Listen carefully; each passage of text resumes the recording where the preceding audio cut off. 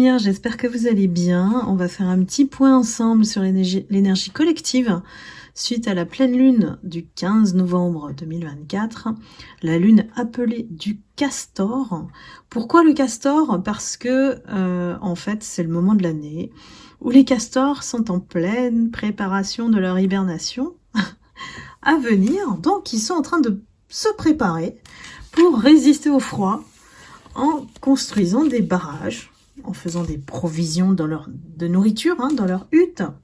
Donc ici, en fait c'est pour nous rappeler que ça fait un parallèle avec nous, notre préparation aussi à la saison d'hiver, et puis aux fêtes de fin d'année. Pourquoi on a cette tradition aussi de fin d'année, de Noël, de célébrer autant de fêtes? C'est pour amener de la lumière là où l'hiver apporte une énergie plus sombre, plus froide. Donc voilà. Et vous savez que moi je fais le point, si je sens des énergies, une fois qu'on a basculé dans l'énergie de lune, à chaque phase de lune. Donc on va voir ensemble quelle posture à adopter suite à cette pleine lune qui a été qui est dans le signe du Taureau.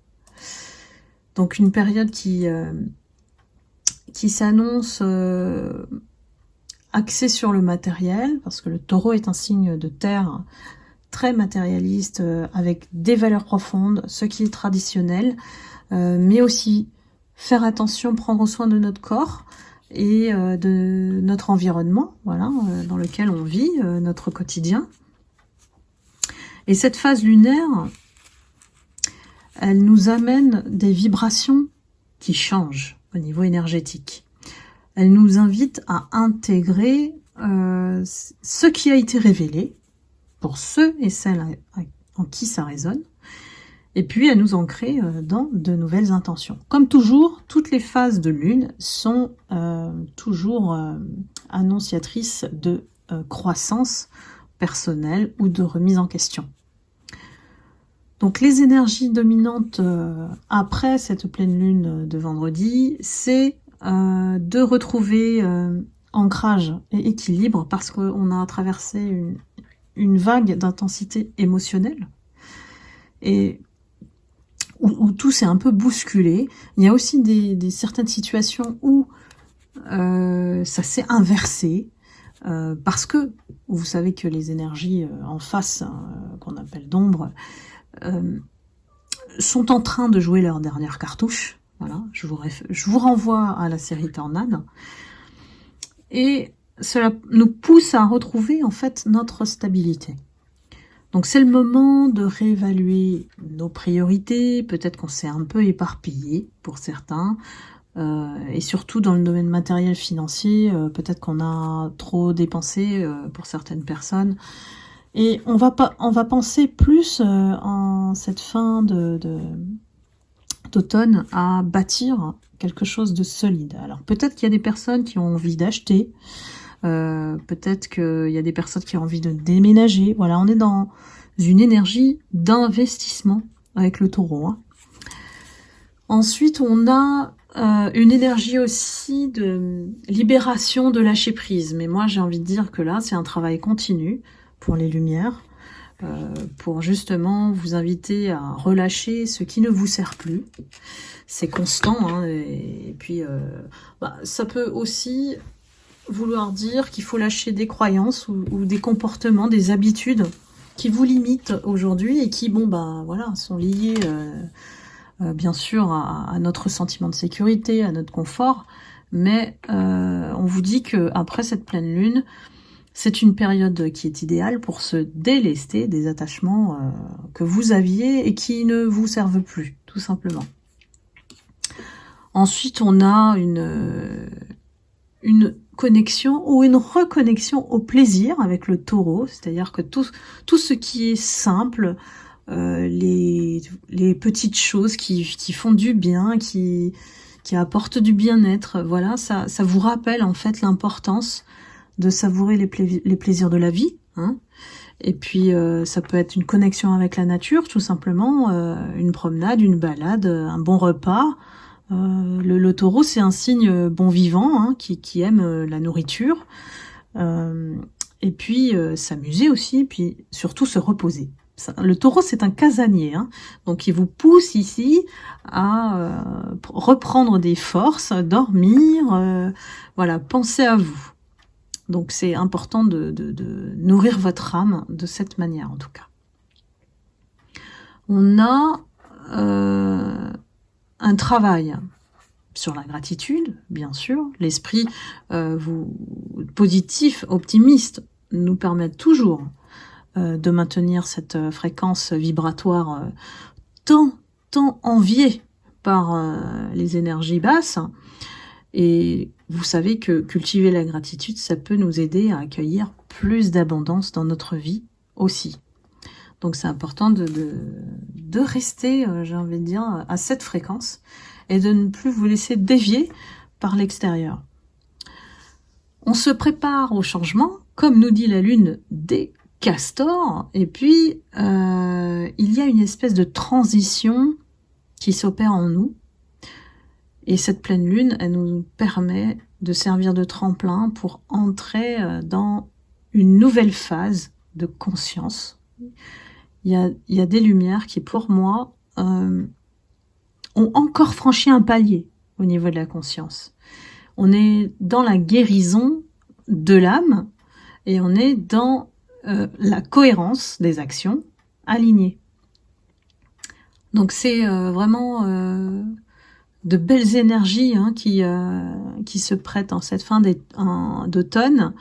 Et j'ai envie de dire qu'on est en train, comme toute période de fin d'année, de méditer sur nos valeurs personnelles, sur nos objectifs à long terme, comment on se voit en 2025, tout en sachant que 2025, c'est une année qui va empirer au niveau de l'extérieur. Donc, c'est pas pour faire peur, c'est pour vous préparer à être encore plus enrichi de l'intérieur, bien ancré pour ne pas être impacté par ce qui va se passer. Quoi qu'il se passe, vous allez faire le tri entre vous et ce qui se passe à l'extérieur. Et vos pensées ont un pouvoir énorme en fonction de votre perception de la réalité. Ne pas vous laisser, bien sûr, entraîner par la négativité ambiante. Donc gardez tout ce qui vous apporte la joie, et puis tant bien que mal de résister à ce chaos et de veiller à rester dans cette stabilité. Votre zone de sécurité, c'est bien plus important que ce qui se passe à l'extérieur. Donc là, on vous dit de vous connecter à ce qui est simple, hein. Le taureau, c'est vraiment aussi des activités de terre, comme le jardinage, et puis d'être relié à la nature. Je vous le redis parce qu'on insiste là-dessus. Et la pleine lune en taureau, elle nous rappelle aussi que la richesse, elle se trouve dans l'harmonie entre ce que nous avons, ce que nous sommes, et ce que nous partageons avec le monde. Donc c'est un tout, et je la trouve plutôt optimiste, cette pleine lune, vraiment qui apporte beaucoup de belles énergies pour nous renforcer comme d'habitude, hein, à l'intérieur. Je vais compléter avec le tarot classique. Quelle est l'énergie du mois de novembre après cette pleine lune pour mes lumières qui regardaient la chaîne, hein, bien sûr.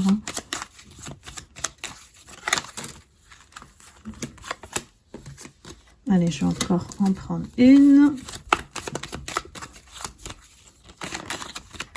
On est dans une énergie de clôture, hein.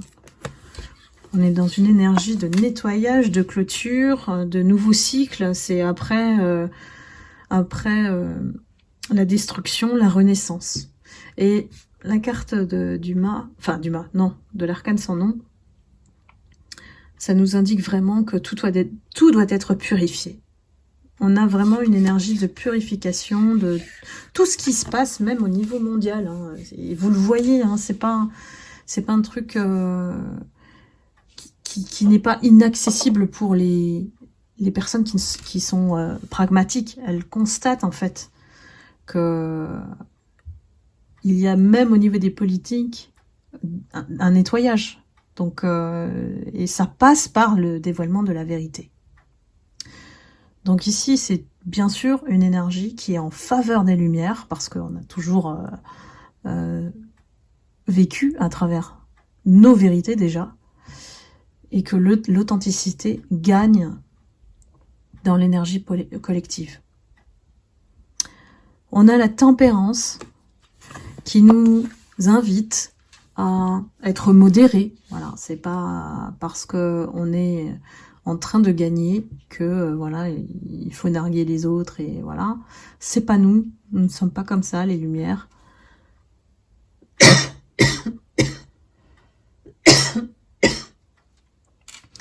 Excusez-moi, j'ai beaucoup fait de guidance avant, donc ma voix est un peu fatiguée. Et ici, c'est vraiment une énergie de réconciliation, une énergie plus équilibrée, de protection. Je vois la protection avec la tempérance et aussi une connexion avec votre famille d'âme. Pour moi, il y a des personnes qui ont connecté avec des personnes comme vous. Vous avez connecté avec des personnes qui sont comme vous. Donc la tempérance, ça vous amène effectivement ce sentiment d'être accepté tel que vous êtes. Peut-être même un petit groupe ou des nouveaux amis, mais qui voilà, ne sont pas dans le jugement, vous acceptent et sont pas dans la jalousie. Voilà, on a vraiment une très très belle énergie qui se dégage. Et vous prenez le temps, parce que après avoir été malmené par toute cette énergie de traîtrise, de trahison, de souffrance causée par les autres, mais les autres, c'est pas vous, donc laissez cette énergie derrière. Ils sont pas comme vous, ils sont en dessous. Ils sont derrière vous. Ce sont des énergies basses, rappelez-vous toujours. Et l'ermite, ben, vous avez du mal à sortir de votre coquille, hein, et puis de vous relier en fait avec d'autres personnes pour avoir cet équilibre, pour gagner cet équilibre. Mais ne vous inquiétez pas, la tempérance, elle vous aide à avoir un rythme modéré, de vous relâcher, peut-être de laisser cette hache de guerre qu'on était obligé de tenir face aux énergies basses. Donc là, pour moi, le temps de l'isolement, c'est juste une transition vers autre chose et de meilleures relations. Là, vous gagnez en qualité dans toutes vos connexions. Toutes les connexions que vous allez faire, ce sont des connexions d'âme à âme. Il n'y a plus de tricherie, il n'y a plus de fausseté, il n'y a plus de... Parce que l'ermite, derrière cette carte, c'est que vous avez la sagesse de savoir où mettre les pieds. C'est pas top, ça? Voilà. Bah écoutez, c'est une belle énergie, donc profitez-en bien, soyez dans le sens du vent, du courant, de l'énergie, et vous allez voir que tout va venir à vous. C'est terminé le temps de la destruction. Voilà mes lumières, j'espère que cette guidance vous aura éclairé. N'hésitez pas à liker, à commenter, à partager éventuellement, et puis je vous retrouve très vite pour une prochaine guidance. Amour et lumière.